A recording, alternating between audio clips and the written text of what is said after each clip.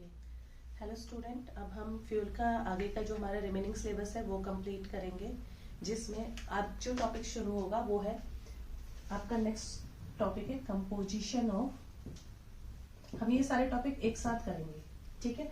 आपके सिलेबस में तो अलग अलग दे रखे कि composition, properties and uses of CNG बताओ, पीएनजी, एलएनजी, एलपीजी और composition of petroleum and refining of petroleum. ये अलग अलग टॉपिक है, हम एक साथ ही करेंगे ताकि आपको कंपेयर करके आपको रिमेम्बर करने में भी आसानी हो, ठीक है। तो सबसे पहले कंपोजिशन। कंपोजिशन हमें किस किस की बतानी है? पेट्रोलियम की, CNG, PNG, LNG and LPG, ठीक है। आपके पास ये 5 टॉपिक है जिनकी आपको कंपोजिशन बतानी है। तो सबसे पहले हम पेट्रोलियम की कंपोजिशन बताते हैं, जिसमें आप एक सिंपल एक फ्रेज याद रखना, काहे सुनो, ठीक है। याद करने में इजी होगा आपको। पेट्रोलियम की कंपोजिशन क्या है? काहे सुनो।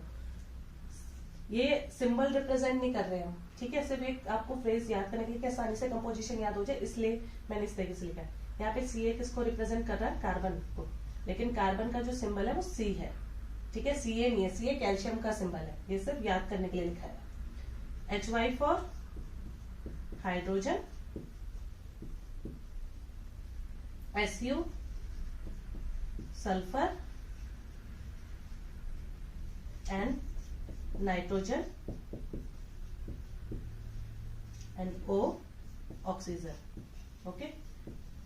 तो पेट्रोलियम की कंपोजिशन क्या है? कार्बन, हाइड्रोजन, सल्फर, नाइट्रोजन और ऑक्सीजन। पेट्रोलियम इन 5 चीजों से मिलकर बनता है, इसलिए मैंने ये तुम्हें फ्रेज याद कराया है, काहे सुनो, ताकि तुम्हें याद रहे कि क्या क्या है। कार्बन, हाइड्रोजन, सल्फर, नाइट्रोजन और ऑक्सीजन, ठीक है। अब हम सीएनजी की बात करते हैं। सीएनजी की कंपोजिशन क्या है? सीएनजी मीथेन से बनता है। सीएनजी में क्या प्रेजेंट होता है? मीथेन। पीएनजी का क्या है? पीएनजी में 95% मीथेन होता है और रेस्ट क्या होते हैं? बाकी जो बचा परसेंटेज है हाइड्रोकार्बन, ठीक है।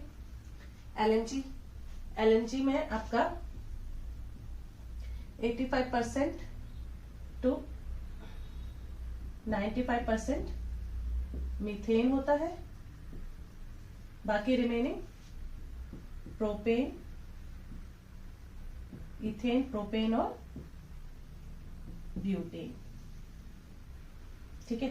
सीएनजी, पीएनजी और एलएनजी में जो मेन कंपोनेंट है वो क्या है? मीथेन। सीएनजी में सिर्फ मीथेन है, पीएनजी में मीथेन 95% है, बाकी रिमेनिंग हाइड्रोकार्बन है।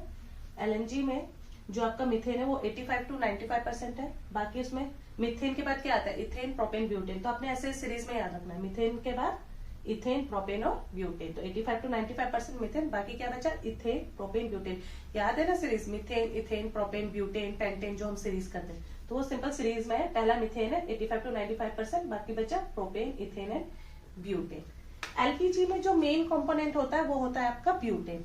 तो एलपीजी में 85% होता है ब्यूटेन, और ब्यूटेन भी कौन सा? नॉर्मल ब्यूटेन 85% होता है।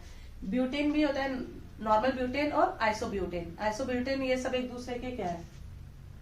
आइसोमर्स है, ठीक है। तो एलपीजी में 85% नॉर्मल ब्यूटेन होता है, बाकी आपके पास क्या बचा? सम प्रोपेन एंड पेंटेन, ठीक है। 85% नॉर्मल ब्यूटेन होता है, सम प्रोपेन होता है, पेंटेन होता है, और क्या होता है इसमें? आइसोब्यूटेन भी होते हैं, और क्या होता है? ब्यूटेलाइन होता है, ब्यूटेलिन होता है और प्रोपीन होता है, ठीक है। ये कंपोजिशन है। कंपोजिशन का मतलब क्या है कि ये जो एलएनजी है, एलपीजी है, पीएनजी है, सीएनजी, पेट्रोलियम है, ये किन चीजों से मिलकर बने हैं, क्या है? तो याद रखना, पेट्रोलियम में मैंने आपको एक फ्रेज याद कराया, काहे सुनो, जिसमें C calcium, HY hydrogen, SU sulphur and nitrogen, O oxygen. तो इसमें क्या क्या प्रेजेंट है? कार्बन, हाइड्रोजन, सल्फर, नाइट्रोजन और ऑक्सीजन। सीएनजी किससे मिलकर बना है? सिर्फ मीथेन से। पीएनजी में क्या है? 95% मीथेन और रेस्ट ऑफ हाइड्रोकार्बन। एलएनजी में 85 टू 95% मीथेन है, बाकी प्रोपेन, इथेन और ब्यूटेन। मीथेन के बाद क्या आता है? इथेन, प्रोपेन, ब्यूटेन, ठीक है। एलपीजी अलग से है, एलपीजी में 85% नॉर्मल ब्यूटेन, ये 3 चीजों में देखो मिथेन था। एलपीजी में क्या है, ब्यूटेन है, फिर ब्यूटेन के बाद प्रोपेन है, पेंटेन, सम प्रोपेन और पेंटेन, और नॉर्मल ब्यूटेन के सिवा भी आइसोब्यूटेन भी प्रेजेंट है, ब्यूटेलाइन भी प्रेजेंट है और प्रोपेन भी प्रेजेंट है। ये इनकी कंपोजिशन है। आपके पेपर में क्वेश्चन आ सकता है कि what are the composition of CNG, composition of PNG, LNG, LPG. 2 marks में क्वेश्चन आते हैं कि इनकी कंपोजिशन बताओ, या 4 मार्क्स में या आपके 6 मार्क्स में क्वेश्चन आते हैं कि कंपोजिशन बताओ, प्रॉपर्टी बताओ, यूजेस बताओ। ठीक है, ओके। अभी हमने कंपोजिशन पढ़ी थी, अब हमने प्रॉपर्टीज पढ़नी है। प्रॉपर्टीज में हमारा पेट्रोल नहीं आएगा।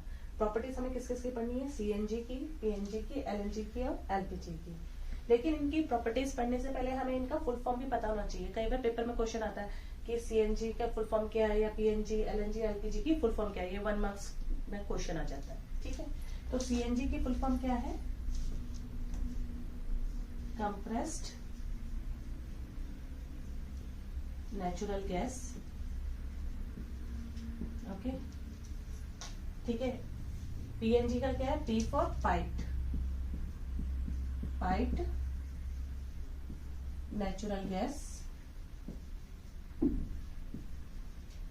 एलएनजी में एल फॉर लिक्विफाइड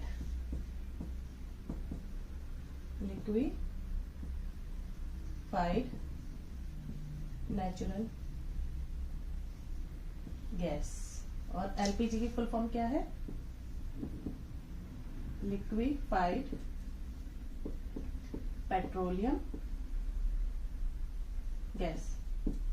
ये देखो, सीएनजी, पीएनजी और एलएनजी तीनों नेचुरल गैस है। याद है, तीनों के कंपोजिशन में मीथेन आया था, क्योंकि तीनों किससे बनती है, नेचुरल गैस से बनती है। एलपीजी क्या है, लिक्विफाइड पेट्रोलियम गैस। ओके, अब हमें इनकी प्रॉपर्टीज पढ़नी है कि इनकी क्या खासियत है।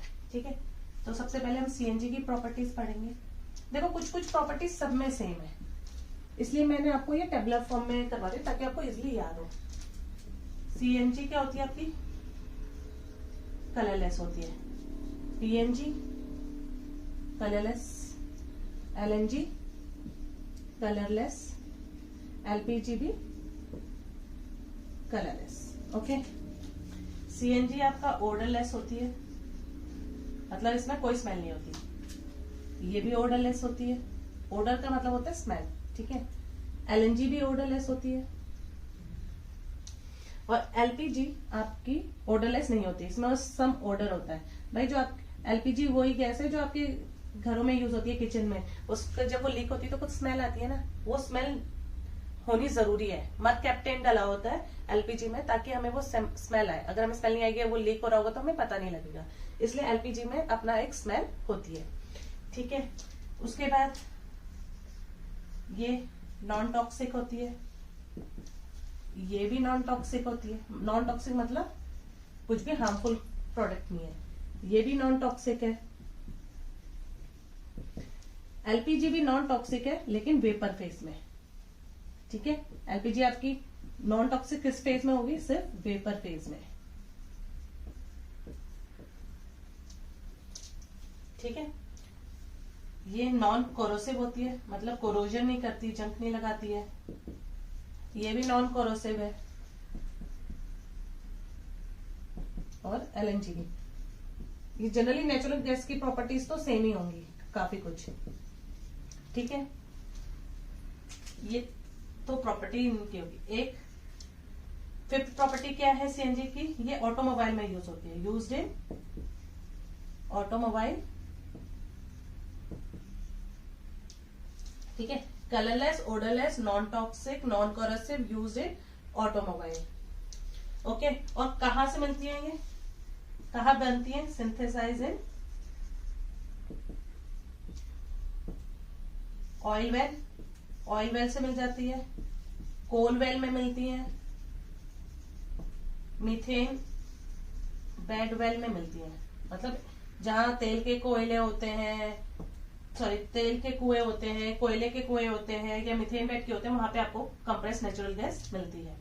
ठीक है, पीएनजी कलरलेस है, ओडरलेस है, नॉन टॉक्सिक है, नॉन कोरोसिव है,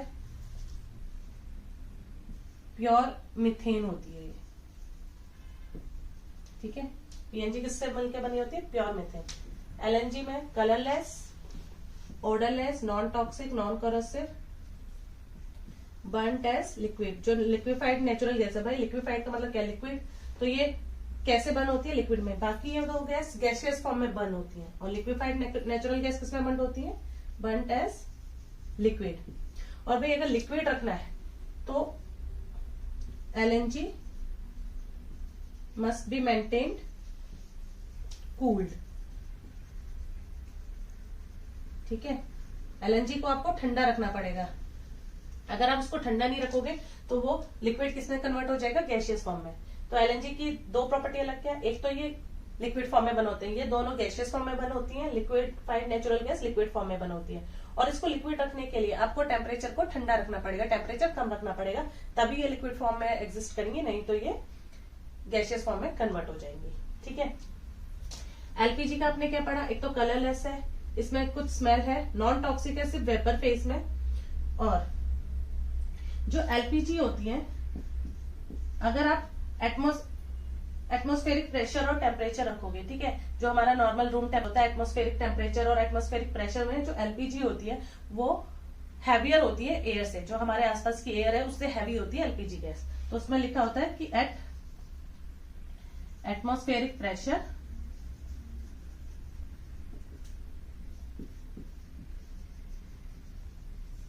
एंड टेम्परेचर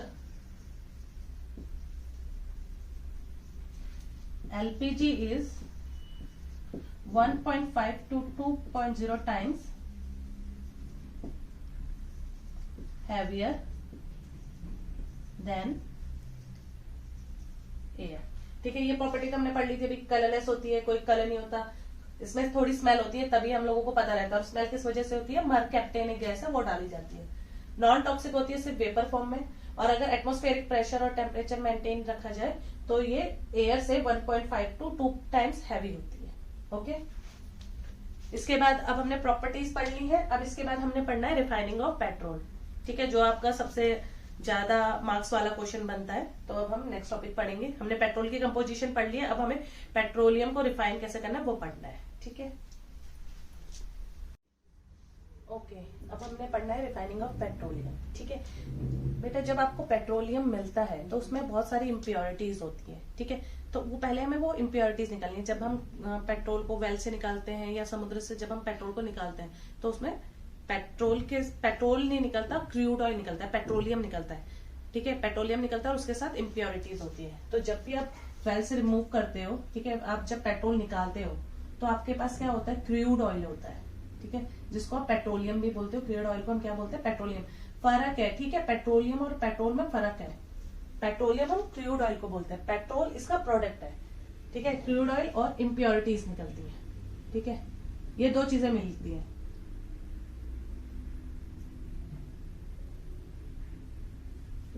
ठीक है, पेट्रोलियम जब आप एक्सट्रैक्ट आउट करते हो तो उसमें क्रूड ऑयल होता है और साथ साथ इम्प्योरिटीज होती है। तो सबसे पहले हमें इस ऑयल में से पहले ये इम्प्योरिटीज निकालनी है, ठीक है। उसके बाद हम पेट्रोलियम के प्रोडक्ट निकालेंगे।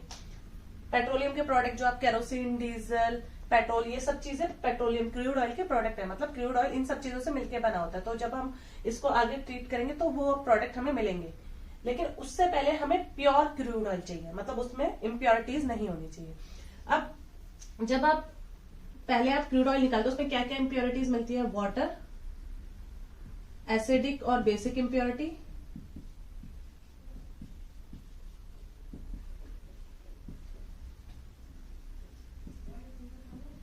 और क्या मिलता है आपको, सल्फर, ठीक है। ये तीन इम्प्योरिटीज मिलती हैं, वाटर, एसिडिक और बेसिक इम्प्योरिटीज और सल्फर। देखो क्या होता है जब हम क्रूड ऑयल निकालते हैं, आपको एक एग्जांपल से दिखाती हूँ। ये देखो, ये पानी है, ये ऑयल है, समझ लो। अब मैं इसको मिक्स करूंगी।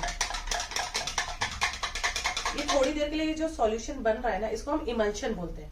अब अगर हम थोड़ी देर इसको नॉर्मल स्टेबल रखें तो क्या हो रहा है, ऑयल सेपरेट हो रहा है, पानी सेपरेट हो जा रहा है।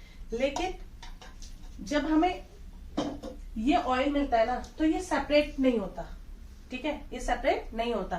तो ये जो ऑयल और वाटर का कॉम्बिनेशन है ना, क्रूड ऑयल और वाटर का कॉम्बिनेशन, इसको हम इमल्शन मिलते हैं। और ये इमल्शन कैसा होता है, स्टेबल इमल्शन होता है, ठीक है। ये सेपरेट नहीं होता थोड़ी देर रखने पे। क्यों नहीं हो रहा, क्योंकि देखो जो हमने अभी पानी यूज किया है उसमें चार्ज नहीं है, लेकिन ये जो क्रूड ऑयल निकल रहा है ना, इसमें जो वाटर है वाटर में चार्जेस है।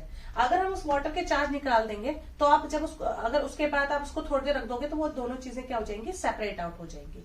तो सबसे पहले क्या होता है, क्रूड ऑयल और वाटर का, सॉल्ट वाटर हम इसे बोलते हैं क्योंकि जनरली आपको समुद्र से मिलता है, समुद्र का पानी खारा होता है।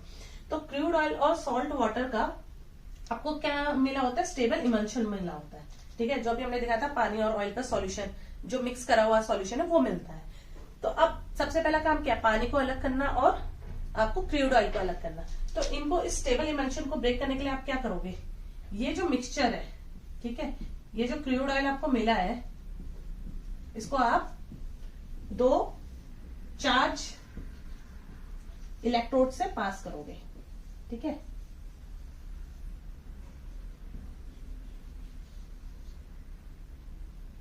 ठीक है, ये जो क्रूड ऑयल मिला है उसको आप क्या करोगे, 2 इलेक्ट्रोड होंगे, ऐसे 2 चार्ज इलेक्ट्रोड होंगे, ठीक है, उसमें से पानी को और क्रूड ऑयल के मिक्सचर को, जो इमल्शन सॉल्यूशन है उसको पास करोगे। तो जैसे आप उस इमल्शन सॉल्यूशन को पास करोगे तो क्या होगा, जो ये वाटर ड्रॉपलेट्स है वो अनचार्ज हो जाएंगे। ठीक है, ये जितने भी ये इमल्शन सॉल्यूशन में जो स्मॉल वाटर ड्रॉपलेट्स है वो क्या हो जाएंगे, अनचार्ज हो जाएंगे, मतलब उनमें से चार्ज खत्म हो जाएगा। तो जैसे ही इनमें से, क्योंकि क्या हो रहा है, जब हम इमल्शन सॉल्यूशन को पास कर रहे हैं तो ये इलेक्ट्रोड क्या कर रहे हैं, इस पानी से चार्ज को अपनी तरफ खींच ले रहे हैं। तो जैसे ये चार्ज इन्होंने अपनी तरफ खींचा तो पानी के ड्रॉपलेट से चार्ज खत्म हो गया। तो जैसे ही पानी के, ये स्मॉल वाटर ड्रॉपलेट्स हैं जिनमें से चार्ज खत्म हो गया, तो जैसे ही स्मॉल वाटर ड्रॉपलेट से चार्ज खत्म हुआ, ड्रॉपलेट से, ठीक है, चार्ज खत्म हुआ, तो इस small water droplets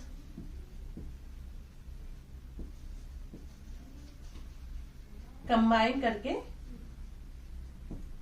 large water droplets बना दिए। ठीक है, इन स्मॉल वाटर ड्रॉपलेट्स ने क्या किया, जैसे उनमें चार्ज खत्म हुआ तो इस सारे स्मॉल वाटर ड्रॉपलेट्स एक दूसरे के साथ मिक्स हुए, कंबाइन हुए और उन्होंने लार्ज वाटर ड्रॉपलेट बना दिए। अब लार्ज वाटर ड्रॉपलेट बना दिए तो अब इस सॉल्यूशन में, अब इस सॉल्यूशन को अगर आप थोड़ी देर स्टेबल रखोगे, क्लोनल सॉल्यूशन, ठीक है, क्लोनल डिस्टिलेशन करोगे तो ये आपका ऑयल और वाटर सेपरेट आउट हो जाएगा। ठीक है, क्लोनल डिस्टिलेशन क्या है, इसमें क्या होता है ना, इस टाइप की एक सिलेंड्रिकल वेसल होता है ऐसे, और इसके लास्ट में एक नॉब लगा होता है, इस तरीके का सिलेंड्रिकल वेसल होता है। इसमें हम पानी और ऑयल का जो अब मिक्सचर है उसको थोड़ी देर रख दो तो क्या होता है, पानी हैवी है तो वो नीचे सेटल हो जाएगा और ऑयल के ड्रॉपलेट्स ऊपर आ जाएंगे। ठीक है, ऐसे ऑयल की देखो इस तरीके की लेयर बन जाएगी। जैसे अब हमने ये थोड़ी देर स्टेबल रखा तो ये देखो क्या हो गया, पानी नीचे सेपरेट हो गया, ऑयल ऊपर सेपरेट हो गया। तो ऐसी क्लोनल वेसल है, क्लोनिकल वेसल होता है, इसमें हम पानी और ऑयल का जो अभी ये जो सॉल्यूशन मिला है जिसमें वो लार्ज वाटर ड्रॉपलेट्स बन गई हैं, उसको हम इसमें डालेंगे तो उसमें क्या होगा, पानी नीचे अलग हो जाएगा, ऑयल ऊपर अलग हो जाएगा। फिर हम यहाँ का नॉब खोलेंगे और पानी को सेपरेट कर देंगे तो हमारे पास क्या मिल गया, क्रूड ऑयल मिल गया। ठीक है, तो सबसे पहले क्रूड ऑयल से क्या निकालना है आपने, पानी। कैसे निकालेंगे, उस जो आपका इमल्शन सॉल्यूशन मिला है उसको आप 2 चार्ज इलेक्ट्रोड के बीच से पास करोगे। तो जैसे इलेक्ट्रोड से पास करोगे तो छोटे वाटर ड्रॉपलेट से चार्ज निकल जाएगा और चार्ज निकलते ही छोटे वाटर ड्रॉपलेट्स कंबाइन करेंगे, लार्ज वाटर ड्रॉपलेट बना देंगे और उनको हम लार्ज वाटर ड्रॉपलेट्स और क्रूड ऑयल को क्लोनल डिस्टिलेशन से सेपरेट कर देंगे। ठीक है, आगे देखो, इसके बाद आपके पास है एसिडिक इम्प्योरिटी और बेसिक इम्प्योरिटी। इसको आप कैसे रिमूव करोगे, एसिडिक और बेसिक इम्प्योरिटी को रिमूव करने के लिए आप क्या करोगे, अगर एसिडिक इम्प्योरिटी है तो आप इसमें डालोगे एल्कलीन। ठीक है, एल्कलीन सब्सटेंस डालोगे क्योंकि एल्कलीन सब्सटेंस एसिडिक सब्सटेंस के साथ क्या करेगा, रिएक्ट करेगा और एक न्यूट्रल प्रोडक्ट बना देगा। न्यूट्रल जो प्रोडक्ट होगा प्रेसिपिटेट फॉर्म में होगा, सॉलिड फॉर्म में, जो कि सेपरेट कर सकते हैं। और अगर बेसिक इम्प्योरिटी होगी तो आप क्या डालोगे, एसिडिक सब्सटेंस डालोगे। ठीक है, पानी हमने रिमूव कर दिया। अब हमारे पास क्रूड ऑयल में अगर एसिडिक और बेसिक इम्प्योरिटी है, आपको पहले देखना है कि एसिडिक इम्प्योरिटी है कि बेसिक इम्प्योरिटी। अगर एसिडिक है तो आप एल्कलीन डालोगे, बेसिक इम्प्योरिटी है तो आप एसिडिक सब्सटेंस डालोगे। ठीक है, और अगर इनके सल्फर भी है क्रूड ऑयल में तो उसको आप कैसे रिमूव करोगे, कॉपर ऑक्साइड डालोगे। ठीक है, कॉपर ऑक्साइड डालोगे तो सल्फर कॉपर ऑक्साइड के साथ रिएक्ट करके क्या देगा, कॉपर सल्फाइड, जो कि आपका सॉलिड फॉर्म में होता है। ठीक है। अगर आपके क्रूड ऑयल में सल्फर प्रेजेंट है, सल्फर हमें नहीं चाहिए, हमें क्रूड ऑयल में सल्फर की जरूरत नहीं है, तो सल्फर को रिमूव करने के लिए आप कॉपर ऑक्साइड डालोगे। कॉपर ऑक्साइड सल्फर के साथ रिएक्ट करके क्या बनाएगा, कॉपर सल्फाइड। कॉपर सल्फाइड आपके सॉलिड फॉर्म में बनेगा, तो आप उसमें से उस सॉलिड फॉर्म को निकाल सकते हो, सॉलिड सब्सटेंस को निकाल दोगे, तो आपके पास अब तीनों चीज रिमूव होगी। अब आपके पास क्या बचा, सिर्फ क्रूड ऑयल, पेट्रोलियम। ठीक है, तो सबसे पहले आपको जो रिफाइनिंग ऑफ पेट्रोलियम है उसमें क्या पहले पॉइंट लिखना है कि सबसे क्रूड ऑयल में सबसे पहले हम क्या करेंगे, रिमूवल ऑफ वाटर। तो इमल्सिफाइड सॉल्यूशन मिलेगा आपको क्रूड ऑयल एंड वाटर का, उसको we have to pass through two charge electrode, दो चार्ज इलेक्ट्रोड के बीच से पास करेंगे।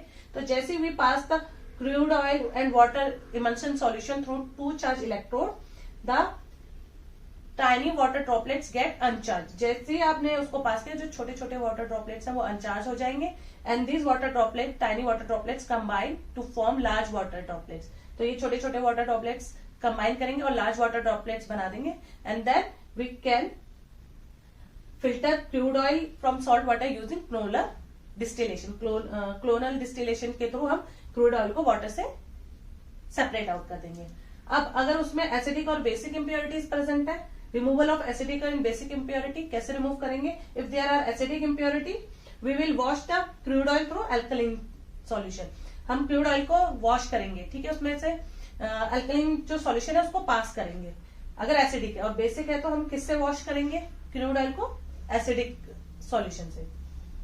नेक्स्ट, अगर सल्फर भी प्रेजेंट है क्रूड ऑयल में, तो हम क्या करेंगे, हम कॉपर ऑक्साइड क्रूड ऑयल में मिक्स करेंगे। कॉपर ऑक्साइड क्या करेगा, सल्फर के साथ रिएक्ट करेगा और क्या बनाएगा, copper sulphide which is in solid form, और उसको हम क्रूड ऑयल से सेपरेट आउट कर देंगे। अब ये तो था इंप्योरिटीज रिमूव करने का प्रोसेस। अब इसके बाद आता है क्रूड ऑयल को आपको रिफाइन कैसे करना है। भाई देखो, पेट्रोलियम जो है, पेट्रोलियम को जब आप रिफाइन करते हो, ठीक है, पेट्रोलियम के भी अपने अपने प्रोडक्ट हैं, ये पेट्रोलियम बहुत सारी चीजों से मिलकर बना है। जब आप इसको रिफाइन करते हो आपको क्या क्या मिलता है, गैसोलाइन मिलता है, पेट्रोल मिलता है, डीजल मिलता है, केरोसिन मिलता है, एसिफल्ट मिलता है, ठीक है। जो पेट्रोलियम है वो इन सब चीजों से मिलके बना है। तो अब हमें क्या करना है, हमें हर चीज को सेपरेट करना है। पेट्रोलियम से ये सारी चीजें हमारे यूज की, हमें ये सब चीजें अलग अलग करनी है। तो हम कैसे करेंगे, ठीक है। इन सबको अलग करने के लिए जो प्रोसेस यूज होता है वो प्रोसेस यूज होता है process of fractional distillation. Process of fraction distillation, fraction distillation का प्रोसेस हम यूज करेंगे पेट्रोलियम के प्रोडक्ट को पेट्रोलियम से सेपरेट करने के लिए। जो पेट्रोलियम के प्रोडक्ट है उनको उससे सेपरेट करने के लिए कौन सा प्रोसेस यूज करेंगे, फ्रैक्शन डिस्टिलेशन। अब ये देखो होता कैसे। देखो, पहली चीज ये समझो,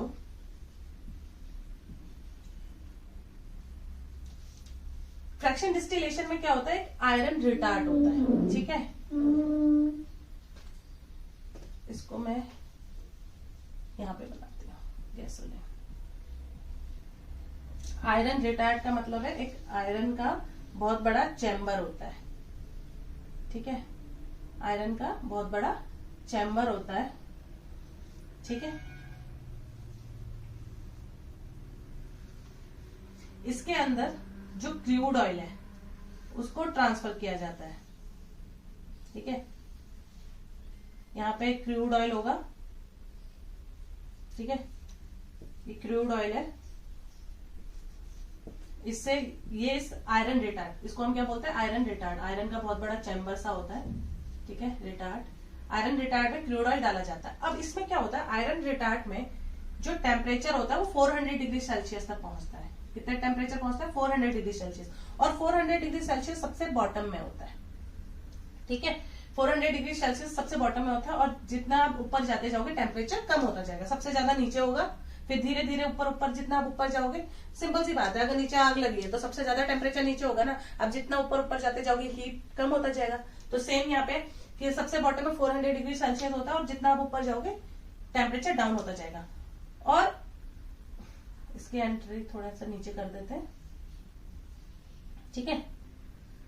और इसमें क्या होता है ना, थोड़े थोड़े दूरी में ट्रेस बनी हुई है, ठीक है, थोड़ी थोड़ी दूरी में क्या बनी है, डिस्टेंस में ट्रेस बनी है। ट्रेस किस तरीके की बनी है कि इसमें प्रोडक्ट कलेक्ट होता है, ठीक है, इनमें प्रोडक्ट कलेक्ट होता है।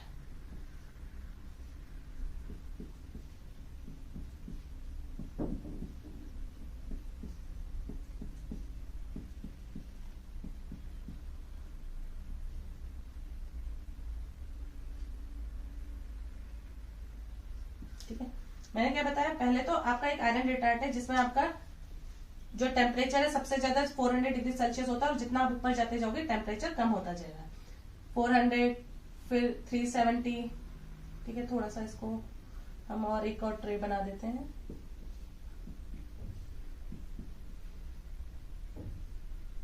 ठीक है, 400, यहाँ 370, 300, 200, 150, 20 डिग्री, ठीक है, ऐसे टेम्परेचर है 400 डिग्री टू 20 डिग्री। जितना आप ऊपर जाते जाओगे टेम्परेचर कम होता जाएगा।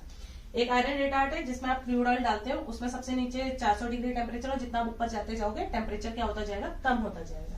अब इसमें हम इस पेट्रोलियम के प्रोडक्ट को सेपरेट कैसे करेंगे बेटे, क्या होता है ना, ये जितने भी प्रोडक्ट है, ठीक है, इन सबका बॉइलिंग टेम्परेचर अलग अलग है, ठीक है, मतलब ये अलग अलग टेम्परेचर पे बॉयल होते हैं। अब जब अलग अलग टेम्परेचर पे बॉयल होते हैं, जो जिसका सबसे कम टेम्परेचर होगा वो सबसे पहले बॉयल होगा। मान लो आपने 400 डिग्री हीट देनी शुरू करी, धीरे धीरे तो दोगे, धीरे धीरे तो हीट एनर्जी बढ़ेगी। जैसे 20 डिग्री आया, 20 डिग्री में आपका जो ब्यूटेन होते हैं, ठीक है, वो आपका क्या हो गया, 20 डिग्री सेल्सियस में हीट हो जाता है वो गैस फॉर्म में, तो वो सबसे पहले ऊपर को गया और हीट होके वेपर कहाँ जाते हैं, ऊपर जाते हैं। तो जैसे ही आपने टेम्परेचर बढ़ाया, ठीक है, जितना टेम्परेचर बढ़ाते जाओगे जो जो प्रोडक्ट का टेम्परेचर आता जाएगा वो वेपर फॉर्म में कन्वर्ट होता जाएगा। मान लो यहाँ पे क्रूड ऑयल है, ठीक है, अब जैसे ही इसका 20 डिग्री टेम्परेचर आया, ठीक है, 20 डिग्री टेम्परेचर पे क्या आता है, आपका ब्यूटेन होता है। इसमें देखना पड़ेगा मुझे, वो बीच में कट कर देंगे। ओके, तो देखो जैसे आपने हीट किया, अब पहले अगर आप मान लो 20 डिग्री टेम्परेचर पहुंचा, धीरे धीरे टेम्परेचर पहुंचा, जैसे 20 डिग्री टेम्परेचर पहुंचा, क्रूड ऑयल में जो ब्यूटेन था, ठीक है, वो क्या हो गया, वो हीटअप होके यहाँ पहुंच जाएगा। तो सबसे पहले आपका क्या निकलेगा, ब्यूटेन एंड प्रोपेन। 20 डिग्री में क्या निकलता है, ब्यूटेन एंड प्रोपेन। निकलेंगे नहीं, मतलब ये वेपर फॉर्म में ऊपर पहुंचेंगे। 20 डिग्री सेल्सियस आते ही ब्यूटेन और प्रोपेन वेपर फॉर्म में कन्वर्ट होंगे, वो ऊपर आ जाएंगे और निकल जाएंगे। भाई ब्यूटेन और प्रोपेन गैसियस फॉर्म में होते हैं तो वो सीधा सीधा निकलेंगे। अब इसके बाद आपका क्या आता है, पेट्रोल, ठीक है, यहाँ पे आपका पेट्रोल मिलता है। भाई 200 डिग्री सेल्सियस पे आपका पेट्रोल मिलता है। जैसे 200 डिग्री टेम्परेचर पहुंचा, पेट्रोल वेपर फॉर्म में कन्वर्ट हुआ, ऊपर आ गया। अब भाई सिंपल सी बात है, अगर 200 डिग्री से अगर 180 डिग्री टेम्परेचर हो जाएगा तो पेट्रोल क्या हो जाएगा, जो वेपर था वो लिक्विड फॉर्म में कन्वर्ट हो जाएगा, ठीक है। तो जैसे 200 डिग्री पे पेट्रोल क्या था, 200 डिग्री आया, पेट्रोल ऊपर को गया। जैसे 200 से थोड़ा ऊपर गया, क्या हो गया, वो टेम्परेचर कम हो गया। टेम्परेचर कम हो गया तो क्या, वो जो वेपर्स थे वो किस में कन्वर्ट हो गए, लिक्विड में ना। भाई सीधी सी बात है, जब आपकी स्टीम बनती है, अगर आप उस स्टीम को ठंडा कर दो, टेम्परेचर डाउन कर दो, तो वो किस में कन्वर्ट हो जाती है, लिक्विड में। तो जैसे 200 से थोड़ा ऊपर गया पेट्रोल, तो उसका टेम्परेचर डाउन हो गया। वो टेम्परेचर डाउन हुआ, वो ठंडा हुआ, लिक्विड फॉर्म में कन्वर्ट हुआ, तो वो इस ट्रे में कलेक्ट होता जाता है और इस ट्रे में कलेक्ट होके बाहर निकल गया, ठीक है। 300 डिग्री में क्या मिलता है आपको, केरोसिन, ठीक है। 300 डिग्री में आपको क्या मिलता है, केरोसिन। जैसे आपका 300 डिग्री पहुंचा, यहाँ का टेम्परेचर, केरोसिन वेपराइज हुआ, ऊपर गया। जैसे 300 डिग्री से थोड़ा ऊपर गया, केरोसिन क्या हुआ, ठंडा हुआ, कंडेंस हुआ, नीचे को आया, ट्रे में कलेक्ट हुआ, बाहर निकल गया, ठीक है। 370 डिग्री में आपको मिलता है डीजल। जैसे 370 के आसपास पहुंचा टेम्परेचर, क्रूड ऑयल में से डीजल निकला, इवेपरेट हुआ। जैसे 370 से ऊपर पहुंचा, टेम्परेचर डाउन हुआ। जैसे ऊपर से पहुंच के टेम्परेचर डाउन हुआ, वो ठंडा हुआ, ट्रे में गिरा और बाहर निकल गया, ठीक है। तो इस तरीके से आपके जो पेट्रोलियम के प्रोडक्ट है वो रिमूव होंगे। 200 डिग्री पे पेट्रोल निकल रहा है, 300 पे केरोसिन, डीजल 370 पे डीजल और 400 डिग्री पे। अब जब सब कुछ प्रोडक्ट वेपर फॉर्म में कन्वर्ट होकर निकल गए, तो लास्ट में जो बचता है वो इम्प्योरिटी बचती है, जो कि आपका बचता है SFL। And petroleum Coke. ये दो चीजें आपको लास्ट में मिलती हैं इम्प्योरिटी फॉर्म में, जो कि वेपराइज नहीं होती 400 डिग्री सेल्सियस में भी। एश फॉर्म में क्या बचता है, एसोफेल्ट एंड पेट्रोलियम कोक। तो इसमें क्या है, रिफाइनिंग ऑफ पेट्रोलियम में पेट्रोलियम के प्रोडक्ट को सेपरेट आउट कौन से प्रोसेस से यूज करा जाता है, फ्रैक्शनल डिस्टिलेशन में।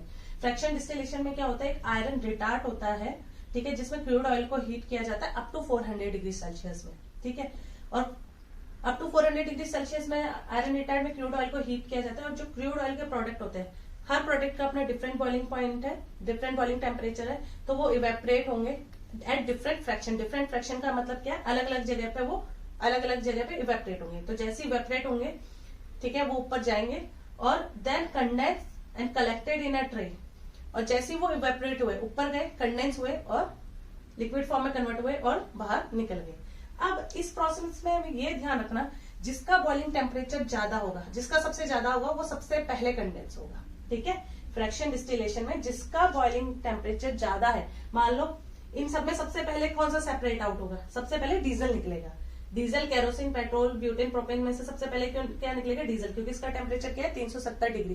भाई 370 डिग्री है, 370 से 360 भी पहुंचा तो एकदम से ठंडा हो गया ना, लेकिन इसको तो 20 डिग्री पे पहुंचना है, तो इसको नीचे से ऊपर पहुंचने में टाइम लगेगा, लेकिन डीजल को यहाँ नीचे से यहाँ पहुंचने में कम टाइम लगेगा। तो पहले कौन कंडेंस होगा, पहले होगा डीजल, ठीक है। 370 से 360 पहुंचने में तो कम टाइम लगेगा ना, 370 से 20 डिग्री और ऊपर जाने में ज्यादा टाइम लगता है। तो जिसका बॉइलिंग टेम्परेचर सबसे ज्यादा होगा, वो सबसे पहले कंडेंस होगा, ठंडा होगा। और जैसे कंडेंस होगा, they will collected in a tray, उनको हम ट्रे में कलेक्ट करते हैं और सेपरेट आउट करते रहेंगे, ठीक है। तो रिफाइनिंग ऑफ पेट्रोल में आपको सिंपल ये चीजें लिखनी है कि petroleum product have different boiling point, they are separated in a fraction distillation, they are separated by a fraction distillation process in which there is an iron retard where crude oil is heated up to 400 degrees Celsius and each product of petroleum has different boiling temperature, so they get separated at different fraction, ठीक है। अलग अलग boiling temperature है तो अलग अलग fraction पे,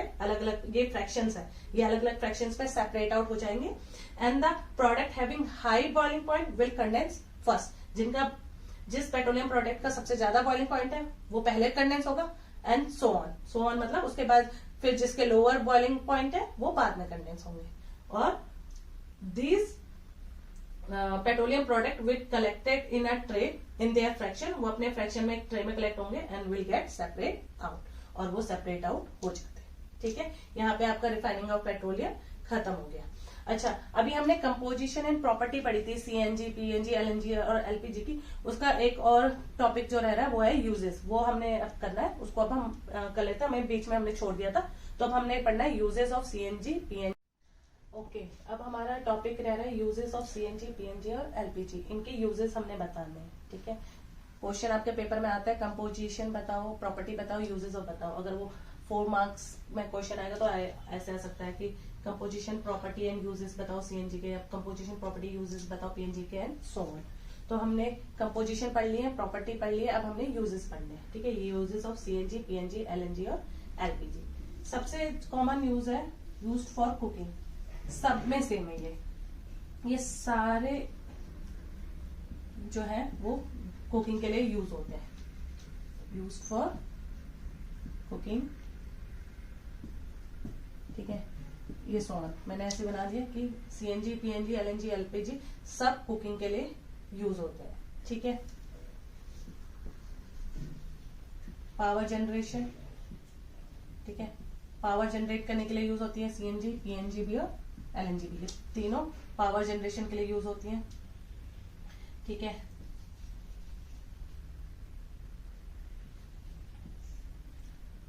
sorry,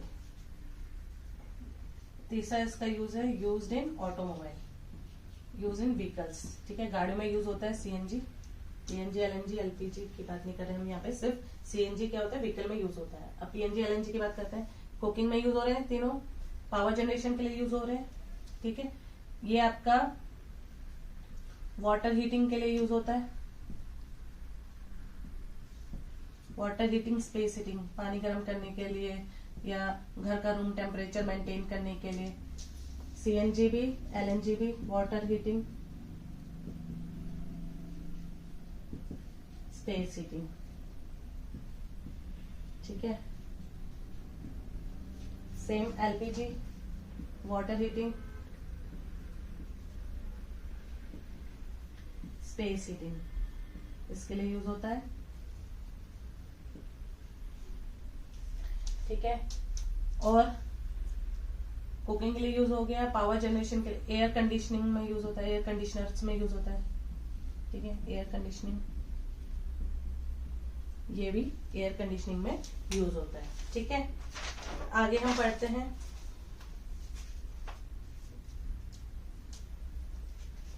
ठीक है। ये यूज होता है, हम पूरा पूरा ही लिख लेते हैं, एयर कंडीशनिंग, ठीक है। एलएनजी यूज होता है मैन्युफैक्चर करने के लिए, मैन्युफैक्चरिंग ऑफ प्रोडक्ट, ठीक है। प्रोडक्ट मैन्युफैक्चर करने के लिए यूज होता है, सच एज फर्टिलाइजर्स, ठीक है। फर्टिलाइजर्स बनाने के लिए, पेंट्स बनाने के लिए, मेडिसिन बनाने के लिए भी एलएनजी का यूज होता है,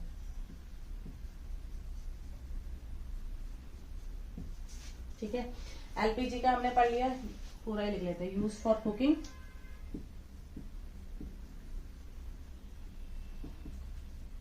ठीक है। वाटर हीटिंग के लिए यूज होता है, स्पेस हीटिंग के लिए यूज होता है, इंडस्ट्रियल फ्यूल है, इंडस्ट्रीज में यूज होता है, ठीक है। और मोटर फ्यूल है, गाड़ियों में भी यूज होता है, ठीक है। इसको भी हम पूरा लिख देते हैं, used for cooking, power generation, पूरा पूरा लिख देते हैं ताकि आप लोगों को बाद में याद करने में इजी हो,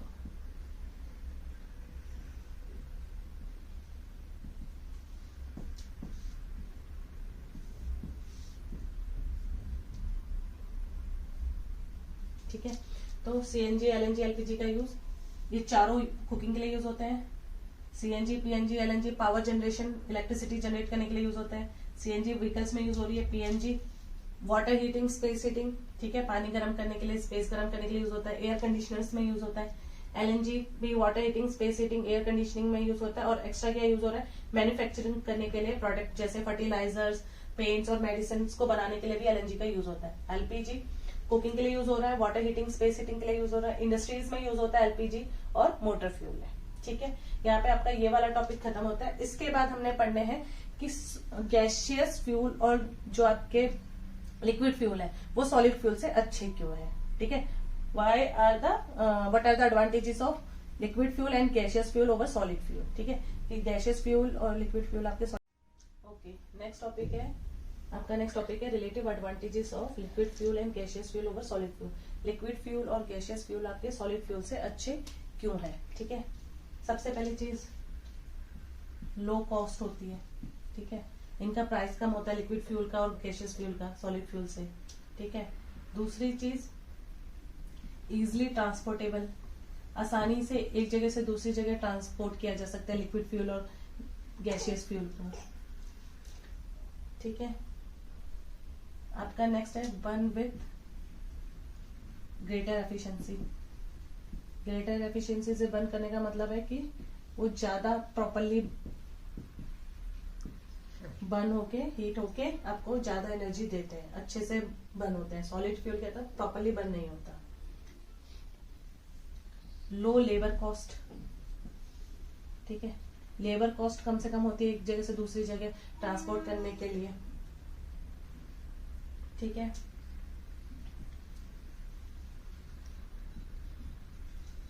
इजली कंबशन कंट्रोलेबल, ठीक है। जो कंबशन है, जब हम उनको जलाते हैं सॉलिड लिक्विड फ्यूल और गैसियस फ्यूल को, उसको आप इजिली कंट्रोल कर सकते हो, ठीक है। हाई कैलोरीफिक वैल्यू, जो कैलोरीफिक वैल्यू है सॉलिड गैसियस फ्यूल की और लिक्विड फ्यूल की वो ज्यादा है, okay. No residue and ash left behind after burning, जलने के बाद उनमें से कोई भी रेजिड्यू या राख नहीं बचती है। ये क्वेश्चन आता है पेपर में, बहुत रिपीटेटिवली आया है कि एडवांटेजेस बताओ लिक्विड फ्यूल की और गैसियस फ्यूल की सॉलिड फ्यूल से। वो अच्छे क्यों है भाई? इसलिए अच्छे हैं क्योंकि इनको ट्रांसपोर्ट करना एक जगह से दूसरी जगह आसान है, सस्ते हैं, ठीक है, अच्छे से और पूरी तरीके से जलते हैं। इनके जो आग होती है, कंबशन होती है, वो उसको हम आसानी से कंट्रोल कर सकते हैं। कैलोरीफिक वैल्यू बहुत हाई है, और जब ये जलते हैं तो कोई भी रेजिड्यू या कोई भी राख पीछे नहीं रहती। ओके, इसके बाद आपका नेक्स्ट टॉपिक है स्कोप ऑफ हाइड्रोजन, जो कि लास्ट टॉपिक है, और यहाँ पे हमारा फ्यूल चैप्टर। ओके, अब आपका लास्ट टॉपिक है scope of hydrogen as a future fuel.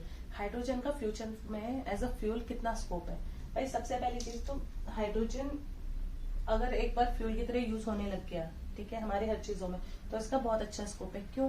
क्योंकि पहली चीज, हाइड्रोजन आपको किससे मिलता है? रिन्यूएबल एनर्जी रिसोर्सेज से मिलता है, ठीक है, जो कि खत्म ही नहीं होंगे, ठीक है। जो हाइड्रोजन है आपको रिन्यूएबल एनर्जी रिसोर्सेज से मिल रहा है, ऐसी चीज जो हमारे एनवायरमेंट में वास्ट क्वांटिटी में और वो बार बार रिपीटेडली बनती जा रही है, तो ये खत्म नहीं हो सकता। ऐसा फ्यूल है जो कि आपको हर टाइम मिलेगा, तो रिन्यूएबल एनर्जी रिसोर्स से मिलती है, ठीक है। जीरो पॉल्यूशन करेगा। जब रिन्यूएबल एनर्जी रिसोर्स से कोई चीज बनेगी तो उसमें से पॉल्यूशन तो होगा ही नहीं, तो इसका पॉल्यूशन क्या होगा? जीरो पॉल्यूशन होगा, ठीक है। कहाँ यूज हो सकती है? व्हीकल्स में यूज हो सकती है, ठीक है। और व्हीकल में अगर हाइड्रोजन यूज होगा तो नो एमिशन, कोई भी उससे हार्मफुल गैसेस नहीं निकलेंगी। भाई दिल्ली में इतना पॉल्यूशन हो रहा है, एनसीआर में इतना पॉल्यूशन हो रहा है, तो क्या हो रहा है? व्हीकल्स का ऑड इवन सिस्टम चल रहा है ना। क्यों? क्योंकि जब हम पेट्रोल एंड डीजल यूज करते हैं तो उसमें से पॉल्यूटेंट निकलते हैं, ठीक है, ऐसे प्रोडक्ट जो हमारे एनवायरमेंट को पॉल्यूट करें। लेकिन अगर हम hydrogen as a fuel use करने लगे तो उसमें से कोई भी पॉल्यूटेंट नहीं निकलेगा, ठीक है। व्हीकल्स में यूज हो सकते हैं, फॉर यूज कर सकते हैं इसको for generation of electricity, electricity generation के लिए यूज हो सकता है, ठीक है। Use for generation of electricity in houses and offices और हाउस में इलेक्ट्रिसिटी जनरेट करने के लिए यूज हो सकता है ये, ठीक है। व्हीकल में यूज हो सकता है क्योंकि इससे कोई भी एमिशन नहीं होगा, ठीक है। और एयरक्राफ्ट में यूज हो सकता है, can be used in aircraft, ठीक है। तो hydrogen as a future fuel क्या है? बहुत इंपॉर्टेंट है। अगर हाइड्रोजन अगर फ्यूल के फॉर्म में कन्वर्ट हो जाएगा तो, क्योंकि एक तो ये रिन्यूएबल एनर्जी रिसोर्सेज है, खत्म नहीं होंगे, वास्ट क्वांटिटी में है, आगे जनरेशन के लिए नहीं सोचना पड़ेगा कि खत्म हो जाएंगे, क्योंकि रिन्यूएबल एनर्जी रिसोर्स से मिल रहा है। पॉल्यूशन नहीं करेगा, हमारे एनवायरमेंट को खराब नहीं करेगा। ऐसे व्हीकल्स भी बनने लगेंगे जहां हाइड्रोजन फ्यूल यूज कर सके और उसमें से कोई भी पॉल्यूटेंट नहीं निकलेगा, ठीक है। तो ऐसा हमारे एनवायरमेंट के लिए बहुत अच्छा बनता जाएगा। इलेक्ट्रिसिटी जनरेशन के लिए यूज हो सकता है, एयरक्राफ्ट में यूज हो सकता है, ठीक है। और इसको हम हाइड्रोजन फ्यूल को ट्रांसपोर्टेशन भी इजी है इस फ्यूल की, क्योंकि गैसियस फॉर्म में है, तो उसको हम कैसे ट्रांसपोर्ट कर सकते हैं? ट्रांसपोर्टेशन थ्रू पाइपलाइन से भी इसको हम ट्रांसपोर्ट कर सकते हैं। तो ट्रांसपोर्टेशन अच्छी, पॉल्यूशन नहीं कर रहा, आपकी गाड़ियों में यूज हो सकता है, इलेक्ट्रिसिटी जनरेशन में यूज हो सकता है, हाउसेज और ऑफिसेज में, एयरक्राफ्ट में यूज हो सकता है, ठीक है। इसको ट्रांसपोर्ट करना आसान है, पाइपलाइन के थ्रू ट्रांसपोर्ट कर सकते हैं, कोई लेबर नहीं चाहिए। तो हाइड्रोजन का बहुत ज्यादा स्कोप है आपके फ्यूचर में एज अ फ्यूल बनने का, ठीक है। यहाँ पे आपके सारे टॉपिक खत्म है और यहाँ पे हमारा फ्यूल चैप्टर खत्म होता है। अब नेक्स्ट जो आएगा वो आएगा लुब्रिकेंट्स में, ठीक है। कोई भी प्रॉब्लम है, कोई टॉपिक समझ में नहीं आया, कोई पर्टिकुलर टॉपिक चाहिए तो कमेंट कर सकते हैं, ठीक है। बाकी अगर वीडियो अच्छी लगी तो लाइक एंड सब्सक्राइब।